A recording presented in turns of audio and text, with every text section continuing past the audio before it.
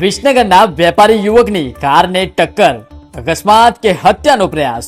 ઘટનાને 5 દિવસ થયા છતાં પરિણામ શૂન્ય. પોલીસની ઢીલી નીતિ સામે ફરિયાદીના આક્ષેપો. મોનિલ પટેલની કારને ટક્કર મારનાર ફોર્ચ્યુનર કાર પોલીસના બાતમીદારની હોવાની આશંકા. 14 ઓગસ્ટની સવાર જ્યારે વિસનગરના એક વેપારી પોતાનું કામ પતાવી ખેરાલુથી વિસનગર બાજુ આવી રહ્યા હતા ત્યારે 3 અજાણી કાર ચાલકોએ પીછો કરી ટક્કર મારી જાનથી મારી નાખવાનો પ્રયાસ કર્યો હતો. આ ઘટનાનો ભોગ બનેલા વેપારી મોનિલ પટેલ સાથે અમારી ટીમે સીધી વાત કરતા ચોંકાવનારા ખુલાસા થયા છે. તો જાણીએ મોનિલ પટેલે શું કહ્યું. ઘટનામાં એવું હતું, મારા ધંધાકીય કામ રીતે હું જઈ રહ્યો હતો ખેરાલુ, અને ખેરાલુથી પરત ફરતા 14 તારીખે સવારે મને HP ગેસ સ્ટેશન છે જે બાટલાનું, ત્યાં આગળ મને શંકાસ્પદ રીતે 2-3 ગાડીઓ મારો પીછો કરતી હતી. એમને ડીપર મારી, અને ડીપર મારવાથી મને ડાઉટ થયો કે કોક છે, તો મેં સાઈડ આપી. પણ સાઈડ આપવાથી એમને રાઈટ સાઈડથી નહીં, રોંગ સાઈડથી કવર કરીને મને આગળ ઊભો રાખ્યો. એ ખુદ ના ઉતર્યા, ખાલી હાથ બતાવ્યો, પાછળ 2 ગાડીઓ બીજી આવી ગઈ. તો એઝ અ હું વેપારી, મારા જોડે થોડા પૈસા પણ હતા, એ રીઝનથી મેં મારી ગાડી સીધી હંકાઈ વિસનગર તરફ. અને પછી મને ગભરાટ થઈ, તો મેં ગાડી ઊભી જ ના રાખી, પણ રંગપુર ગામ આગળ 2 બમ્પ છે, જે એ બમ્પ આગળ મારી ગાડી મેં ધીમી બ્રેક મારીને ત્યાં ધીમી પડી. અને એ દરમિયાન ફોર્ચ્યુનર ગાડી જેનો નંબર હતો GJ06, એ નંબરની ગાડીને મને પાછળથી ટક્કર મારી પહેલી. એ ટક્કર મારતા મારી ગાડીની દિશા બદલાઈ ગઈ અને ખેરાલુ તરફની થઈ ગઈ. તો એ તરફથી હું પાછી હકાવવા માંડ્યો વધારે ફાસ્ટ, અને એ ટાઈમે પાછી એ ગાડી મને બીજી 2 થી 3 ટક્કર મારી, અને ચોથી ટક્કરે એની મને લેફ્ટ સાઈડમાં ટક્કર મારતા મારી ગાડી ફંગાઈ ગઈ. ચલાન ટ્રાય કર્યો, ફંગાઈને પલટી મારીને ખેતરમાં પડી ગઈ. આ ઘટના હતી મારી જોડે થઈ. પોલીસની બેવડી નીતિ સામે સવાલો ઉભો થયા છે.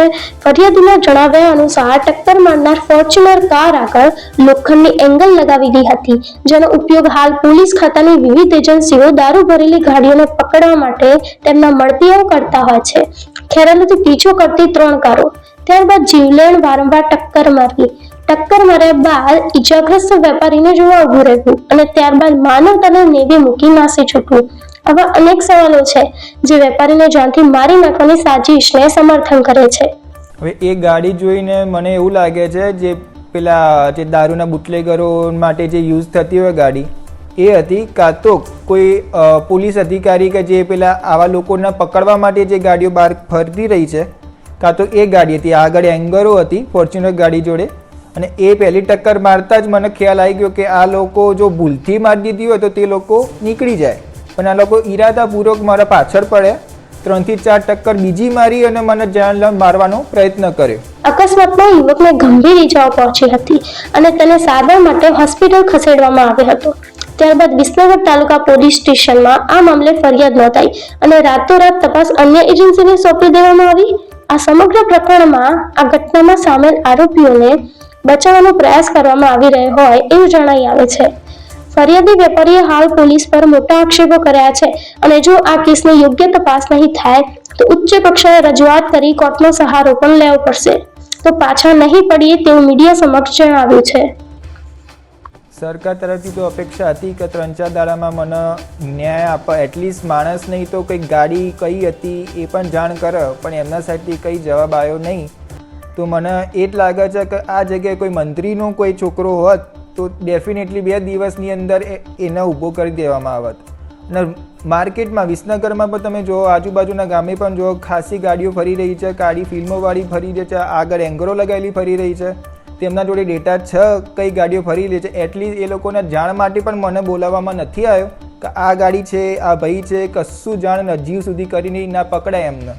તો મારો ક્વેશ્ચન એ જ છે કે હજી સુધી એ લોકો શું કરી રહ્યા છે, કઈ જગ્યાએ જઈ રહ્યા છે, કઈ જગ્યાએ જોઈ રહ્યા છે, કોઈ જાણ મને મળી નથી હજી સુધી. અંદાજો તો એવો જ આવ્યો કે એ જાણી જોડીને જ મને આ કરવામાં આવ્યું છે. જો ભૂલથી કોઈ થયું હોય તો એ ગાડી એ જ રીતે જતી રહી હોવી જોઈએ, પણ જાણી જોઈને પાછળ પીછો કર્યો મારો, અને 100% આ મારા મારવાનો પ્રયત્ન કરીને જ ષડયંત્ર રચ્યું હોય એ રીતે એમને વર્ક કર્યું. આ બાબતે જે તમે પોલીસ ફરિયાદ આપી છે એના બાદ પોલીસ શું એક્શનમાં આવી? પોલીસે મારા જોડે જવાબ માંગ્યા સ્થળ એમના ઘટના સ્થળે મને લઈ ગયા, એ જગ્યા પર મેં એમને જવાબ આપ્યા. તો આ 4 દિવસ થયા છે. 4 દિવસમાં એમના સાઈડથી કોઈ પ્રયત્ન ખબર નહીં કર્યો હોય તો મને જાણ કરી નથી. હું માગવા જાઉં તો તારે મારા જોડે જવાબ જ માગે જાય છે કે શું થયું શું ના થયું. તો 4 દિવસમાં એમના સાઈડથી કોઈ કશું થયું નથી.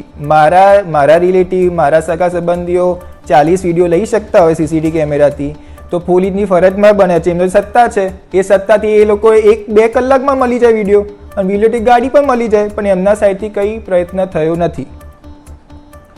અમારી માહિતી પ્રમાણે જે આ કેસની તપાસ એસઓજીને સોંપવામાં આવી છે, આ બાબતે આપનું શું મંતવ્ય છે? આ વાત ઉપર તો હું સ્ટ્રોંગલી એક ક્વેશ્ચન કરીશ કે જ્યારે તમે તમારા અહીંયા એક વિશ્વાસથી અહીંયા હું ગયો હતો, ફરિયાદ નોંધાઈ વિસનગર પોલીસ તાલુકામાં, તો ત્યાંથી ત્યાં જવાનો પાછળનો રીઝન મને હજી ખબર ના પડી, કારણ કે અહીંયા પ્રયત્ન જ નથી થયો, કંઈ પૂછવાય નથી આવ્યો મને કે શું થયું શું ના જાણ થઈ, ના પ્રયત્ન કર્યો. તો કયા રીઝનથી તમે એસઓજીમાં આ કેસ સોંપવામાં આવ્યો? અને એ રીઝનથી મેં પણ હમણાં પીઆઈની ઓફિસમાં ગયો, એમને મને બોલાવ્યા હતા. એ ટાઈમે મેં જાણ કરી કે મારે આગળ નથી મહેસાણા સાઈડ જવા દેવું, મારે તાલુકામાં જ આ કેસના જવાબ જોઈએ છે.